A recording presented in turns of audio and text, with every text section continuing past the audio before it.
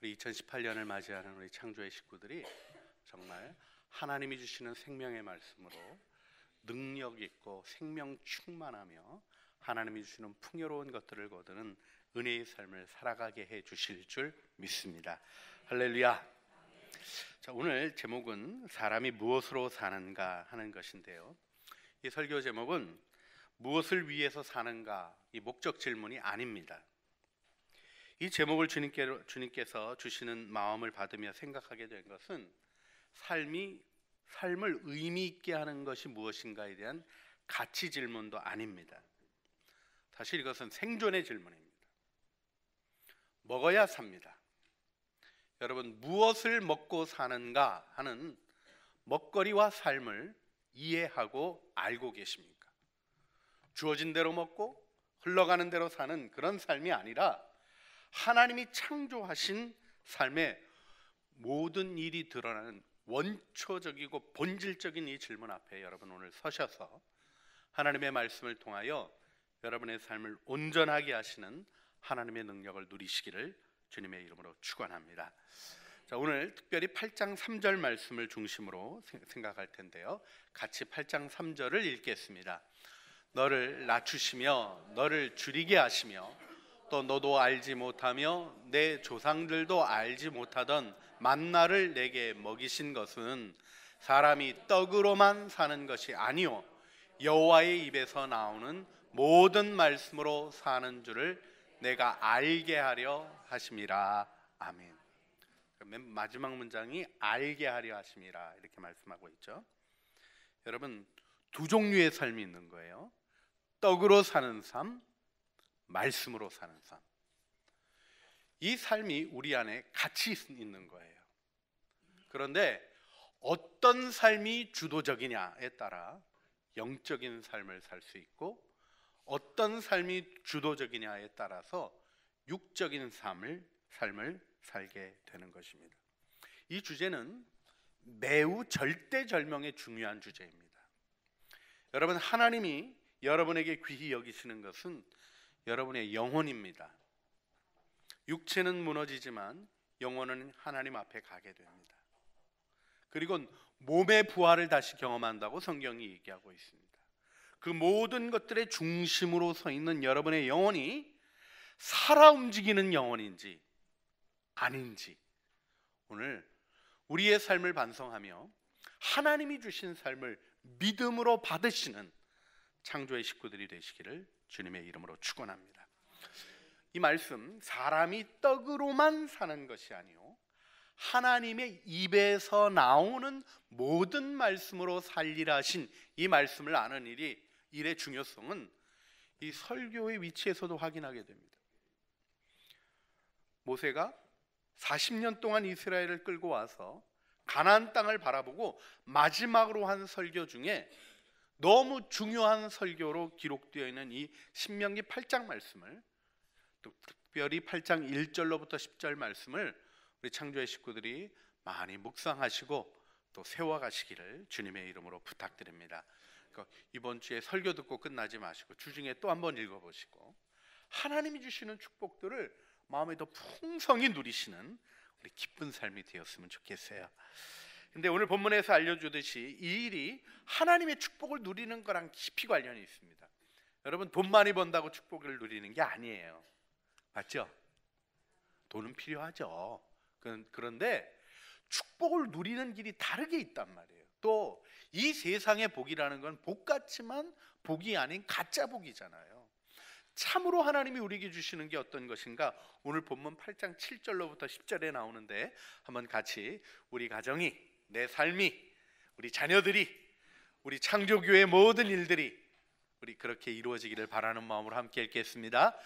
내 하나님 여호와께서 너를 아름다운 땅에 이르게 하시나니 그것은 골짜기든지 산지든지 시내와 분천과 샘이 흐르고 밀과 보리의 소산지요 포도와 무화과와 석류와 감람나무와 꿀의 소산지라. 내가 먹을 것에 모자람이 없고 내게 아무 부족함이 없는 땅이며 그 땅의 돌은 철이요 산에서는 동을 캘 것이라. 내가 먹어서 배부르고 내 하나님 여호와께서 옥토를 내게 주셨으므로 말미암아 그를 찬송하리라. 아멘. 이 축복이 여러분의 삶에 함께 하시기를 주 예수 그리스도의 이름으로 축원합니다. 할렐루야. 내게 주신 것이 얼마나 좋은가 감격해서 하나님을 찬양하는 아름다운 날들이 이어지실 줄 믿습니다. 근데 이 축복으로부터 소외되지 않으려면 오늘 본문의 말씀을 바로 이해해야 합니다. 하나님의 입으로부터 나오는 말씀으로 사는 것이 무엇인가, 이걸 알아야 한다는 것입니다. 근데 이 말씀의 중요성은 우리가 예수 그리스도께서 공생애를 시작할 때에도 하셨던 부분에서 분명해지는데요. 예수님이 세례를 받으시고 성령으로 충만하셔서 광야로 나가셔서 40일 금식을 하신 후에 사단에게 시험을 받으십니다. 이 시험은 유혹이라는 측면보다는요, 영적 전쟁이라는 측면이 있어요. 단순히 배고프니까 떡 만들어 먹어라, 이게 아니죠. 사역의 방향에 관한 말씀이에요. 돌을 떡으로 만들으라 하는 사단의 유혹에 대해서 주님이 단호히 거절하시면서 하신 말씀이 무엇입니까? 오늘 본문 말씀이에요. 사람이 떡으로만 사는 것이 아니라 하나님의 입에서 나오는 모든 말씀으로 살리라. 이것으로 사단의 유혹을 단호히 거절하셨어요. 그리고 하나님의 길이 무엇인지 보여주셨어요. 이 시작에 여러분의 인생의 삶을 펼쳐가는 일에 있어서 여러분의 인생이 하나님의 축복 안에 들어가고 하나님의 놀라우신 은혜 안에 들어가고 그분의 사랑이 여러분의 삶에서, 여러분의 자녀들의 삶에서, 여러분이 애쓰고 수고하는 모든 곳에서 아름다운 열매로 맺어지는 일을 위하여 주님이 우리에게 보여주신 거예요. 떡으로 사는 것이 아니라 떡의 삶을 생각하지 말고 말씀의 삶을 생각하라고 권면해 주십니다. 자, 그래서 오늘 하나님의 입에서 나오는 말씀으로 살라 하는 이 은혜를 알기 위해 우리가 먼저 생명을 이해해야 될 줄 믿습니다. 자, 구원받는 것을 다른 말로 하나님 나라 들어갔다, 공관복음은 얘기하고, 요한서신에서는 영원한 생명을 얻었다 이렇게 표현하죠. 자, 여러분 예수 믿으시고 영원한 생명을 얻으셨습니다. 할렐루야. 그 생명이 여러분 안에 있습니다. 그래서 살아가야 되는 거예요. 어떻게 살아갑니까? 하나님의 입으로부터 나오는 말씀을 먹어야 영생을 사는 거예요. 영생은 죽은 다음에 영원히 사라지지 않는다, 이거 얘기하는 게 아닙니다. 오늘부터 지금 여기서 영원토록 사라지지 않는 생명, 이걸 예수님이 어떻게 증언하셨습니까? 요한복음 11장 25절 26절을 같이 읽겠습니다. 예수께서 이르시되 나는 부활이요 생명이니 나를 믿는 자는 죽어도 살겠고 무릇 살아서 나를 믿는 자는 영원히 죽지 아니하리니 이것을 내가 믿느냐. 아멘. 그러니까 여러분, 우리가 죽어요 안 죽어요? 따라 하시겠습니다. 우리는 안 죽는다. 이게 무슨 얘기냐. 예, 저 24살부터 시체 만졌습니다. 목사가 돼가지고. 저만큼 시신 많이 본 분들이 계실까 싶어요. 장례 하시는 분 말고는 제가 아마 아무에게도 밀리지 않게 시신을 만졌습니다. 그런데요, 그 죽은 거를 성경이 죽었다고 얘기하지 않아요. 생명이 두 종류가 있는 거예요. 한국이 참 이 부분에는 탁월합니다. 우리나라 말이 구분이 있어요. 목숨이 있고 생명이 있는 거예요. 심장 박동이 끝나고 호흡이 멈추면 죽는 목숨이 있고, 성경이 동물적 목숨이 이어지는 것이 아닌 걸로 이야기하시는 생명이 있는 거예요. 여러분, 사람과 동물은 다 흙에서 지음을 받았어요. 근데 사람은 특별히 흙 중에서도 좋은 재료를 얘기하지 않으시고 흙에 티끌 이렇게 표현했어요. 아파르라는 이 티끌, 흙에서 티끌로 지었는데 다른 게 하나님의 생기를 불어넣으셨다 이렇게 얘기하셔요. 자, 오늘 이 말씀을 충분히 나누기에는 시간이 모자라니까 여러분 너무 잘 아는 말씀인 줄 알아요. 짐승하고 우리하고 비슷해요, 안 비슷해요? 동물의 왕국 뭐 이렇게 얘기할 때 사람을 동물로 분류하려는 시도를 계속 보지 않으세요? 전 너무 기분 나쁜데, 그렇게 생명 현상을 그 선에서 보면 짐승의 생명 현상하고 우리 생명 현상하고 유사합니까? 안 합니까? 유사하죠. 그러면 우리의 생명이 짐승적인 것입니까? 그렇게 이해하니까 너무 짐승같이 사는 것 같아요. 어쩌면 이렇게 사람들이 짐승처럼, 짐승처럼 음란하고 짐승처럼 질수 없고 짐승처럼 욕구에 의해서 살아가는 게 하나도 부끄럽지 않는. 왜 그럴까요? 생명을 하나님이 지으신, 하나님의 형상으로 지으신 생명, 그 생명을 이해하지 못해서 그래요. 여러분, 사람은 짐승이랑 다를 바 없는 생명이라고 불려져요. 이 생명, 창세기 2장 7절에 생명이라는 말씀하고 창세기 2장 19절에 짐승들을 일컫는 생물, 2장 19절을 보면 각 생물의 이름을 부른다 할 때 이 단어가 있잖아요. 똑같아요. 좀 우리 사람은 좀 신령하게 느낌이 좀 있는 부분이 있지만 단어가 말해주는 건 아니에요. 그 단어는 그냥 네페샤이아라는 말이 살아있는 존재라는 뜻이에요. 그런데 우리는 하나님의 형상으로, 그래서 중요한 말씀이 2장 17, 우리 창세기 1장 27절 말씀이죠. 같이 읽겠습니다. 하나님이 자기 형상 곧 하나님의 형상대로 사람을 창조하시되 남자와 여자를 창조하시고. 자, 여기 하나님의 형상대로 지은 생명이 무엇인가를 이해하는 부분이 이 창세기 1장과 2장에 나오는 거예요. 하나님의 형상대로 지은 게 어떤 건가를 설명하는 게 창세기 2장입니다. 1장에 그 말씀을 하시고 2장에 그 말씀을 하시는데, 창세기 1장 27절이 우리나라 말로는 두 문장 같이 여겨지지만 원래 히브리어로는 하나님이 창조하신다는 이 바라라는 특별한 동사가 3번 나오는 삼행시예요. 하나님이 자기의 형상대로 사람을 만드셨다. 하나님의 형상대로 그를 지으셨다. 남자와 여자로 지으셨다는 삼행시입니다. 이게 히브리 시예요. 여러분, 이 히브리 시의 반복은 동일한 말의 설명이고요. 삼행은 강조의 설명인데, 재밌게도 1장 27절 말씀을 보면 하나님의 형상이라는 말이 들어가는 3번째 행의 시 표현에 남자와 여자라는 말이 들어가 있어요. 그러니까 하나님의 형상이 1장 27절을 문법적으로 이해하는 것으로 보면 남성과 여성입니다. 자, 이 말이 무엇인가를 좀 이해하려면 하나님이 말씀하신 생명을 표현하고 있는 가정, 창세기 2장으로 가야 돼요. 여러분, 생명 현상이 뭔지를 알아야 됩니다.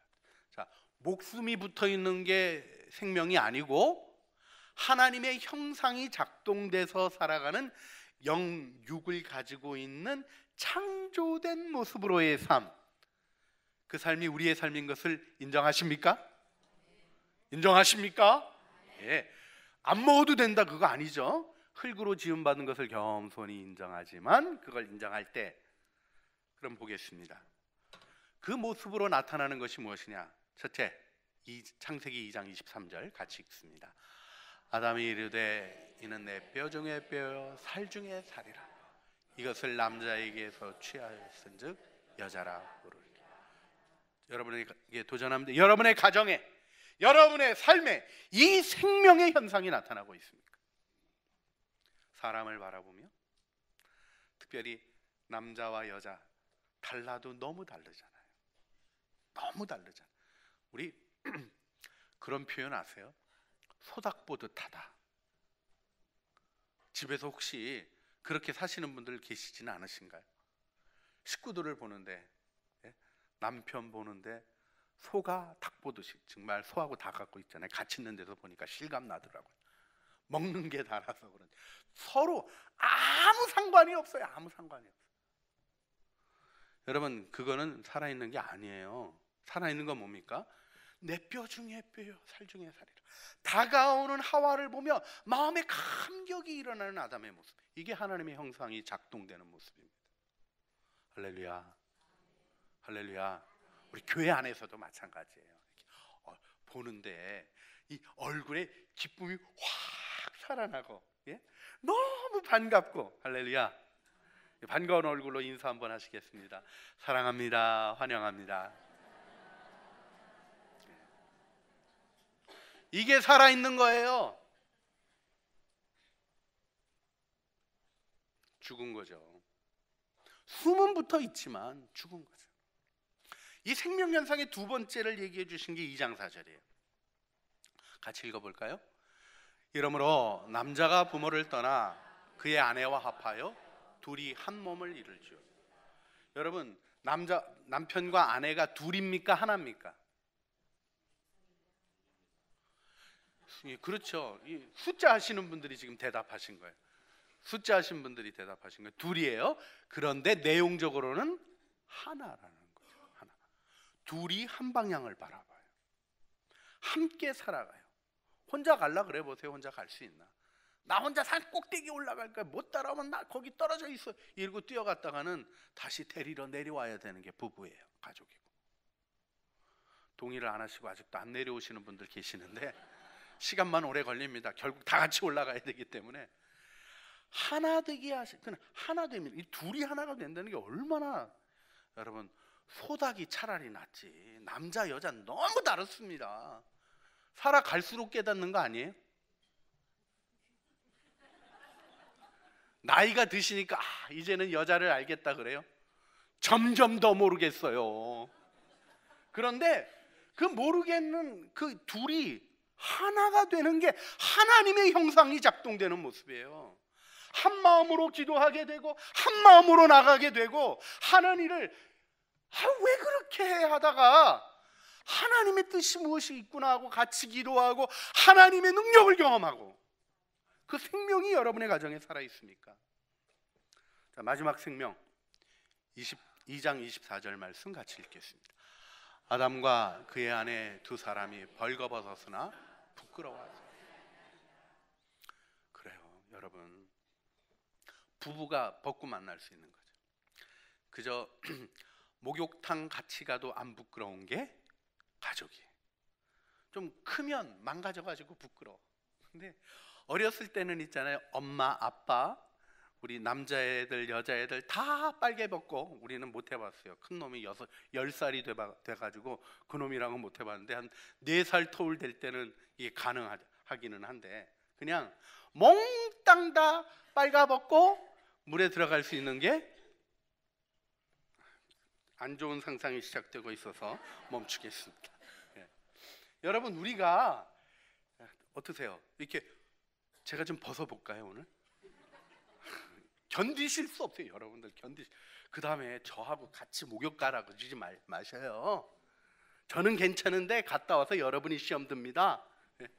제 뱃살을 보고도 그 다음에 저 볼 때 그 뱃살을 잊어버리고 보실 수 있겠어요? 사람이 자기를 보여준다는 건 어려운 일이에요. 어려운 일. 그런데 보여줘도 하나도 부끄럽지 않는, 있는 모습 그대로가 수용이 되고 있는 모습 그대로 하나님의 축복이구나 알아가게 되는, 이렇게 다른 것으로 나를 이렇게 축복하셨구나 알게 되는, 이게 생명이 있는 삶의 모습인 거예요. 죽음은 어떻게 됩니까? 여러분, 우리 죽음의 경고가 창세기 2장 17절에 나오죠. 같이 읽어보겠습니다. 선악을 알게 하는 나무의 열매는 먹지 말라. 내가 먹는 날에는 반드시 죽으리라 하시니라.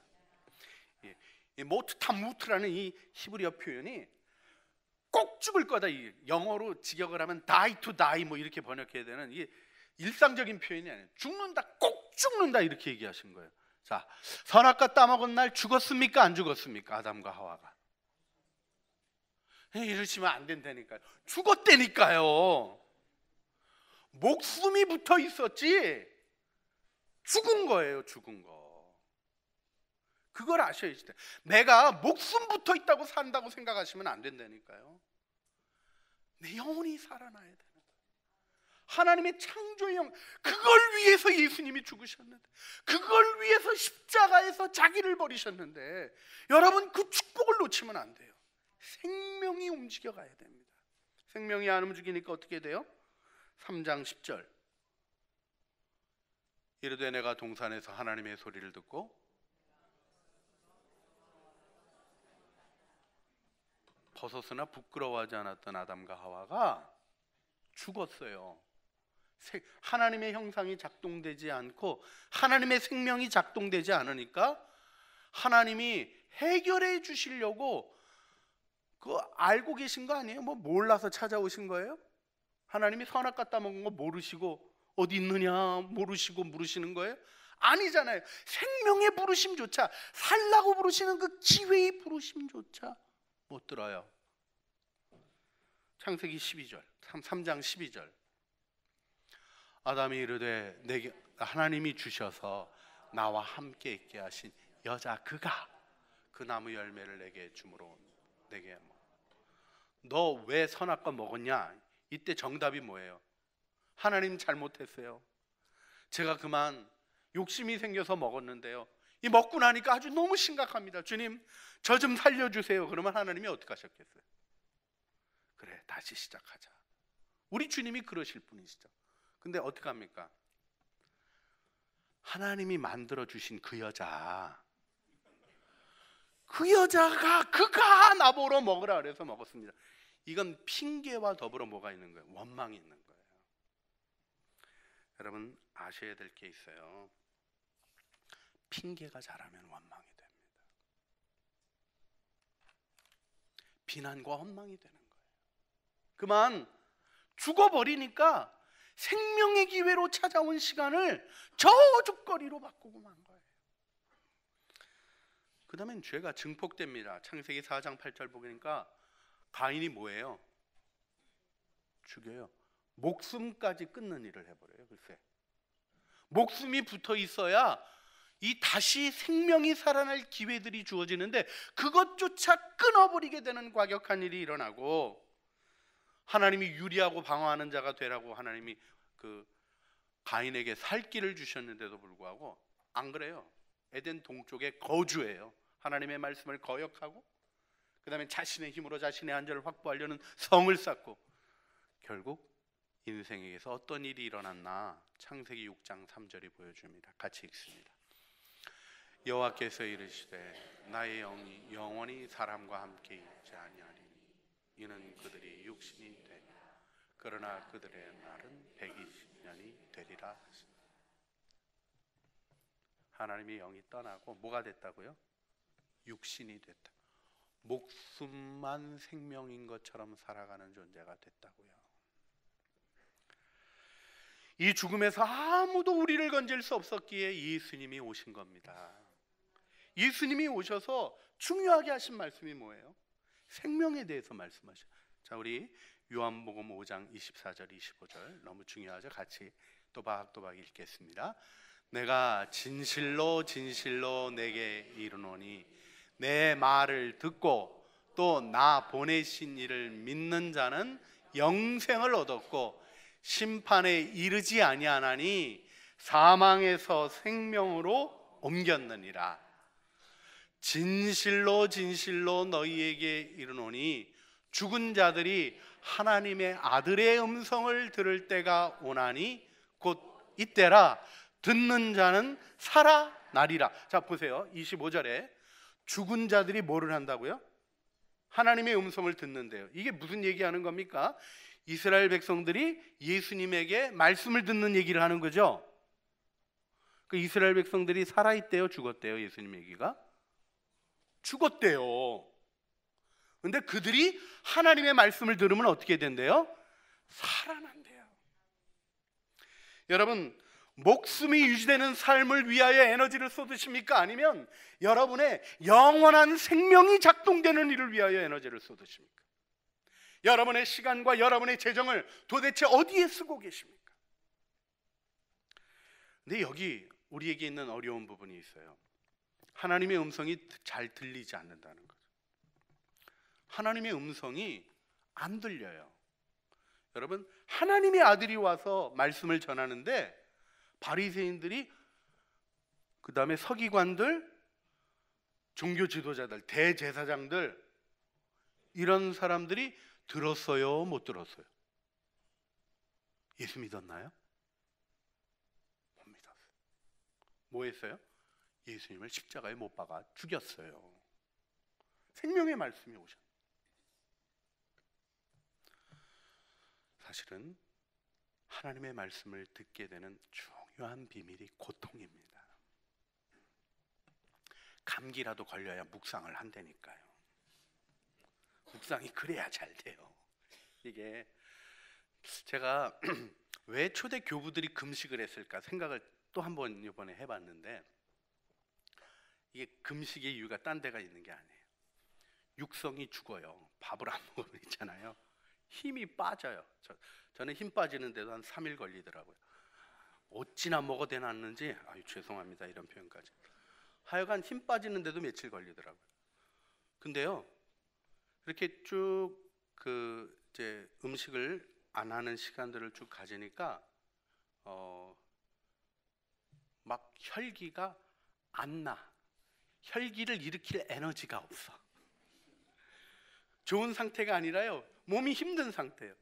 고통이 하나님의 음성을 듣게 하는 비밀입니다. 그런데요, 이걸 C.S. 루이스가 메가폰이라고 그랬어요. 하나님의 소리가 안 들렸는데 메가폰으로 얘기하니까 들린다는 거예요. 근데 필립 얀시 표현이 전 참 좋아요. 보청기. 안 들리는 귀에 꽂고 보청기. 근데 보청기에 중요한 부분이 있습니다. 볼륨을 올려야 돼요. 볼륨이 낮으면 보청기가 있어도 못 들어요. 고난이 있어도 생각이 하나님을 향하는 마음 없이 세상이 그저 전부면 못 듣는 거예요. 예수 믿는 사람이 고난받으면서 왜 성장합니까? 하늘나라를 알았기 때문에 그래요. 이 세상이 아무것도 아니라는 얘기를 들었기 때문에 그래요. 근데 이걸 쫓아가는 마음이 계속 작동되고 있으면 보청기 볼륨이 안 올라가요. 볼륨을 올리시고 주님을 바라보시라는 거예요. 24시간 주님을 바라보고 예수님을 생각하고 영성일기 쓰고 또 그렇게 해서 점검하며 나가자는 이유가 다른 데 있는 거 아니에요. 이게 볼륨 올리는 작업이에요. 또 하나 중요한 게 있습니다. 제 보청기가 꺼지는 경우가 있어요. 어떤 경우입니까? 미움과 원망이 마음에 가득 차면 저 사람 때문에 내가 이 고생을 한다. 어려움이 생길 때 저 인간 때문에, 저 일 때문에 내가 요것만 문제가 없었어도, 이런 걸 뭐라 그럽니까? 집착, 빼앗긴 마음. 마음을 누구에게 빼앗겼어요? 괜찮다가 하더라고요. 그 사람 생각만 하면 갑자기 마음 모두가 확 바뀌어요. 마음의 주인이 누구예요? 사고친 그 사람. 예수님이 주인이 아니에요. 평강의 왕이 다스리시는 마음으로 가셔야 합니다. 이건 노력이 아니에요. 인정이에요. 그죠? 여러분 마음을 고요하게 만들 수 있어요, 없어요? 고요하게 해야지. 고요하게 해야지. 고요하게 해야지. 고약하다 하고 이렇게 나와요. 못 눌러요, 못 눌러. 누를 수 있다고 착각하지 마세요. 눌러서 무언가 끙 하는 에너지가 계속 작동되고 있는 건 해소된 게 아니랍니다. 어떤 상태가 돼야 되는 거예요? 주님이 통치하시는 거예요. 여러분, 주님은 만왕의 왕이시며 강한 용사십니다. 할렐루야. 여러분의 마음에 오셔서 인정하면 그분이 여러분의 마음을 점령하시고 통치하시고 장악하셔요. 그렇게 마음을 드려야 되는 거예요. 자, 그래서 우리가 정상적인 상태로 가는 일이 굉장히 중요한데요. 사실 이 정상적인 상태는 오늘 나누지는 않겠습니다. 이게 선한 양심으로 정직히 살아가는 삶을 통해서 우리가 하나님의 음성을 들으며 계속 살아나는 일을 하게 되는데, 중요한 전환점이 있어요. 자, 우리 시편 119편 91절 말씀 같이 읽어볼까요? 고난당한 것이 내게 유익이라 이로 말미암아 내가 주의 율례들을 배우게 되었나이다. 요게 돼야 되는 거예요. 요게. 내가 어쩌다 실수해서 고난을 당했지. 내 이 고난을 어떻게 해결할까?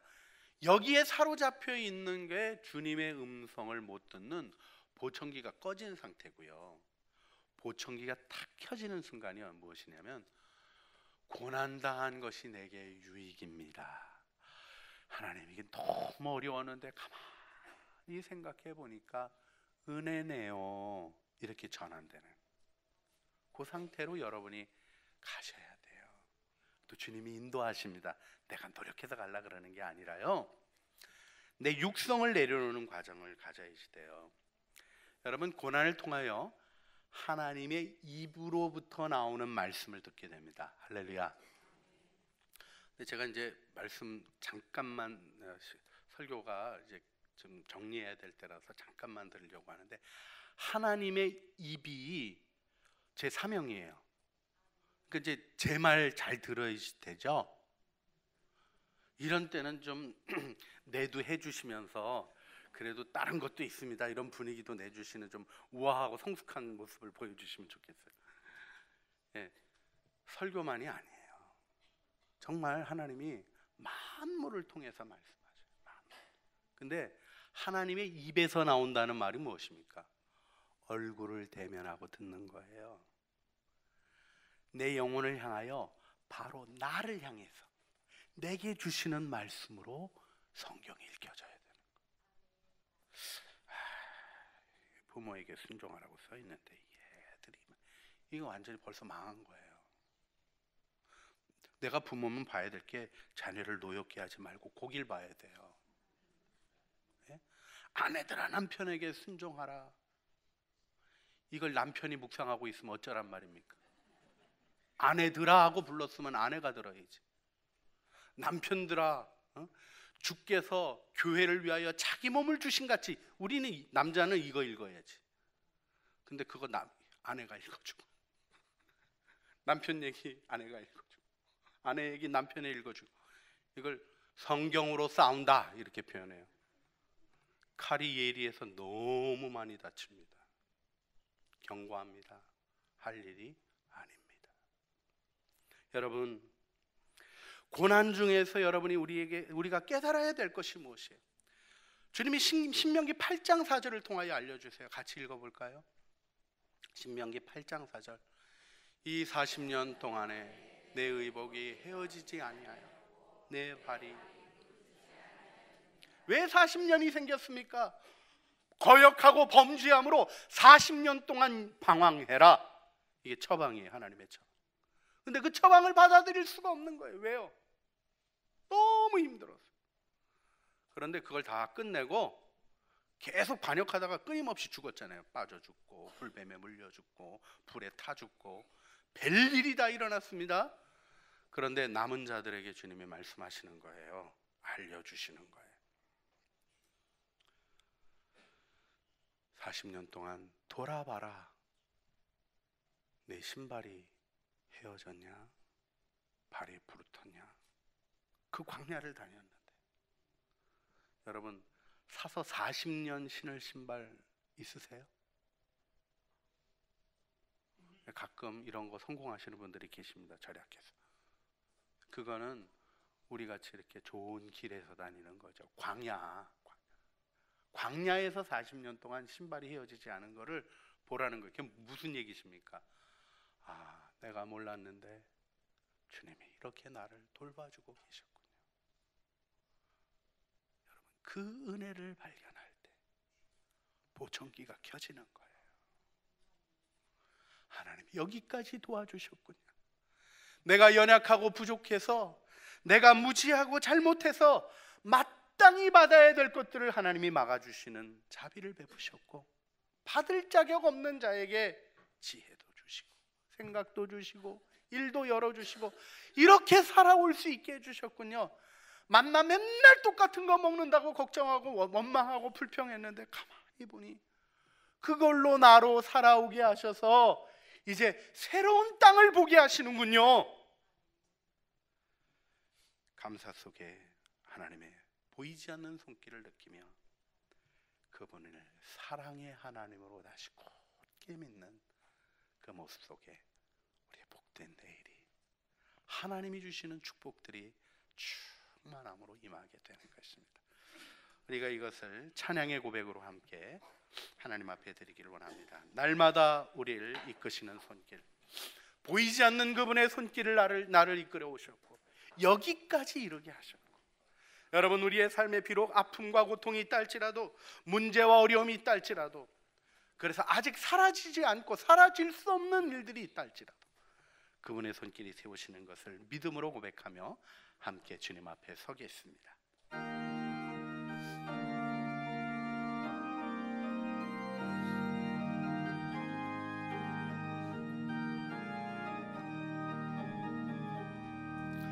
날마다 우리를 이끄시는 손길, 참 놀라워라 인도하심이. 나 그 손잡고 여러분과 함께 새 날을 기대하며 나가리. 날마다 우리를 이끄시는 손길, 참 놀라워라 인도하심이. 나 그 손잡고 여러분과 함께 새 날을 기대하며 나가리. 날마다 우리를 이끄시는 손길, 어디에 이를지 모르지만 긴 어두운 밤을 곁에 계신 주님,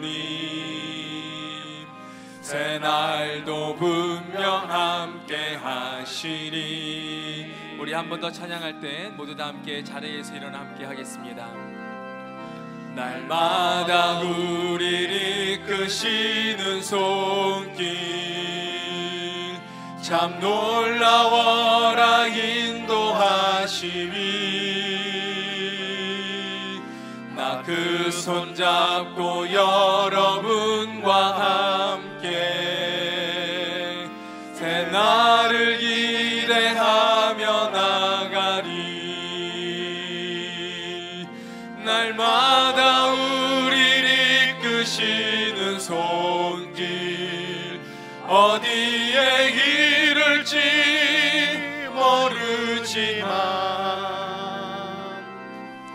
긴 어두운 밤을 곁에 계신 주님, 새날도 분명 함께 하시리. 날마다 우리를 이끄시는, 날마다 우리를 이끄시는 손길, 어디에 이를지 모르지만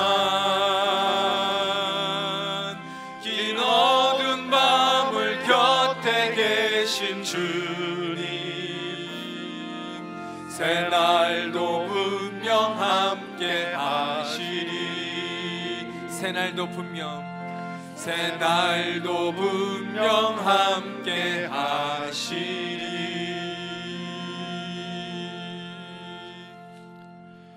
너를 낮추시며 너를 줄이게 하시며 또 너도 알지 못하고 내 조상들도 알지 못하던 만나를 내게 먹이신 것은 사람이 떡으로만 사는 것이 아니요 하나님의 입에서 나오는 모든 말씀으로 사는 줄을 내가 알게 하려 하심이니라.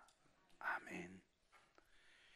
이제는 말씀이신 우리 주 예수 그리스도의 은혜와 말씀하시는 아버지 하나님의 사랑하심과 말씀을 듣게 하시는 성령님의 교통하심이 이제 우리의 삶 속에 보이지 않는 하나님의 손길을 다시 한번 일깨워 바라보며 하나님의 음성을 향한 우리의 듣는 귀를 열고자 하는 사랑하는 주의 자녀들 머리머리 위에와 은혜로 주신 가족 식구들 가운데 아침마다 만나 먹듯이 말씀 앞으로 나가는 삶을 향하여 나가는 넘어졌다가도 또 일어나는 모든 진실한 노력들 위해, 일터 위에, 교회 사역들 위에, 주님의 복음을 간절히 기다리는 저 열방들 위해 이제와 영원 무궁토록 함께 있어지기를